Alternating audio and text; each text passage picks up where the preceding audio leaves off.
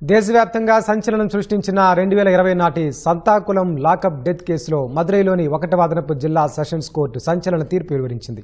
తండ్రి కుమారుల మరణానికి కారణమైన 9 మంది పోలీసులకు మరణశిక్ష విధిస్తూ తీర్పునిచ్చింది. తమిళనాడులోని తూత్తుకుడి జిల్లా సత్తాంకుళంకు చెందిన తండ్రి కుమారుల లాకప్ డెత్ కేసులో మదురై జిల్లా కోర్టు సంచలన తీర్పు ఇచ్చింది. 9 మంది తమిళనాడు పోలీసులకు మరణశిక్ష విధించింది. 2020 జూన్ 19న లాక్డౌన్ సమయంలో అనుమతించిన సమయానికి మించి మొబైల్ షాప్ నడిపారన్న ఆరోపణలతో జయరాజును పోలీసులు అరెస్టు చేశారు. ఈ విషయం తెలుసుకున్న అతని కుమారుడు బెనిక్స్ పోలీస్ స్టేషన్కు వెళ్లాడు.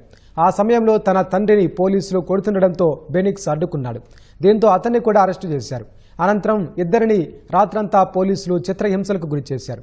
మరుసటి రోజు ఉదయం ఒక పారిశుద్ధ్య కార్మికుడితో రక్తాన్ని శుభ్రం చేయించి ఆధారాలను ధ్వంసం చేసే ప్రయత్నం చేశారు. ఈ కేసుపై సుమోటోగా విచారణ చేపట్టిన మద్రాస్ హైకోర్టు దర్యాప్తు చేపట్టాలని సిబిఐని ఆదేశించింది. మొత్తం 10 మంది పోలీసులపై సిబిఐ కేసు నమోదు చేసింది. విచారణ సమయంలో ఒక పోలీస్ అధికారి కోవిడ్ కారణంగా మృతి చెందారు. బాధితులు లాక్డౌన్ నిబంధనలను ఉల్లంఘించలేదని, వారిపై పోలీసులు తప్పుడు కేసు నమోదు చేశారని సిబిఐ దర్యాప్తులో తేలింది.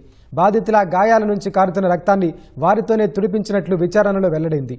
2020 సెప్టెంబర్లో సిబిఐ ఛార్జ్షీట్ దాఖలు చేసింది.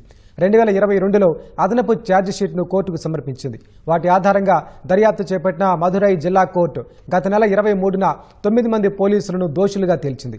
ఇవాళ నిందితులకు మరణశిక్ష విధిస్తూ తీర్పునిచ్చింది.